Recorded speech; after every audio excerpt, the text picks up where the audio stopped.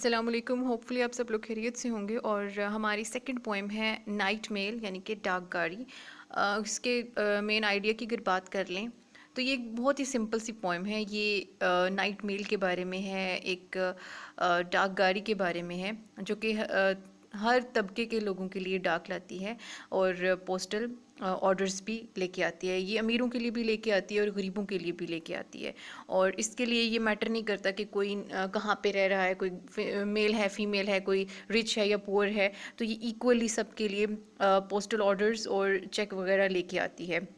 इसकी जर्नी जो है वो सम टाइम स्टीप अपवर्ड ये क्लाइंब कर रही है और समटाइम्स ये it runs steadily on plains. और इसका track some time upward ascent है और सम टाइम स्लोपिंग डिसेंट है। कभी चढ़ाई है, कभी ढलवान है। और लेकिन ये हमेशा टाइम के ऊपर होती है और हमेशा टाइम स्केड्यूल को फॉलो करती है। इट डज़ नॉट मैटर कि ये किस किस तरह के एरिया से गुजर रही है, कितनी हार्डशिप्स ये फेस कर रही है। फॉर एग्जांपल इसी पोएम में हमें ये देखने को मिलता है कि ग्रास लैंड से गुजर रही है, कॉटन फील्ड्स में से गुजर रही है।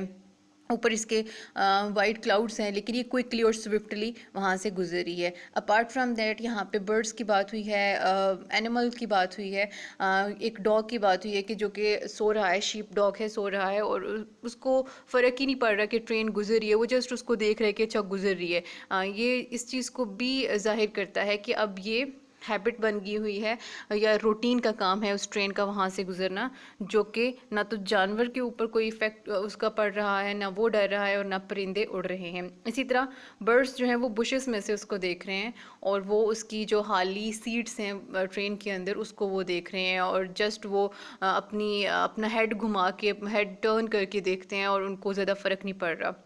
इसके अलावा लास्ट स्टेंजा में हमें ये मिलता है कि जो रूम में रखा या बेडरूम में रखा हुआ जग है वो जेंटली शेक करता है लेकिन कोई भी जागता नहीं है उसकी आवाज़ से। तो अभी इसके हम स्टेंजास की तरफ आते हैं।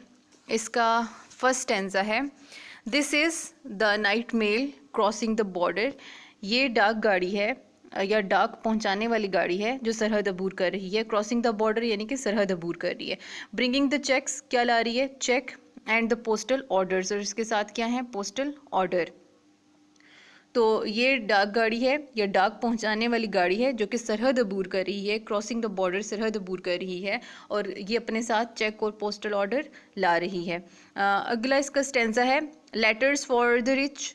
लेटर्स अमीरों के लिए, लेटर्स फॉर द पुअर गरीबों के लिए भी, यानी कि कोई डिस्क्रिमिनेशन नहीं कर रही है, ये दोनों तबके के लोगों के लिए ख़त ला रही है। The shop at the corner, नुक्कड़ वाली दुकान जो है, ये कॉर्नर वाली दुकान है उसके लिए भी। द गर्ल नेक्स्ट डोर, और जो लड़की साथ वाले घर में है उसके लिए भी। अगला हमारा स्टेंजा है, पुलिंग अप, चढ़ाई चढ़ते हुए, बी टॉक की, अस्टीडी क्लाइंब या मसलसल चढ़ रही है। बी टॉक की चढ़ाई कैसे चढ़ रही है? ये मसलसल चढ़ रही है। द ग्रेडियंट्स अगेंस्ट हर, अब वो जो चढ़ाई है ये इसके खिलाफ है। But she is on time, लेकिन फिर भी ये वक्त पे है, यानी कि वक्त की पाबंदी कर रही है। इतनी हार्डशिप्स होने के बावजूद भी जो चढ़ाई है ये भी इसके अगेंस्ट है, लेकिन इसके बावजूद भी ये टाइम पे अपना काम कर रही है।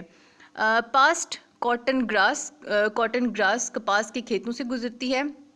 एंड मोरलैंड बोल्डर्स, और इसके अलावा दश्त के मौसम हुर्दा गोल पत्थरों के पास से। बोल्डर्स यानी कि गोल पत्थर को कहते हैं।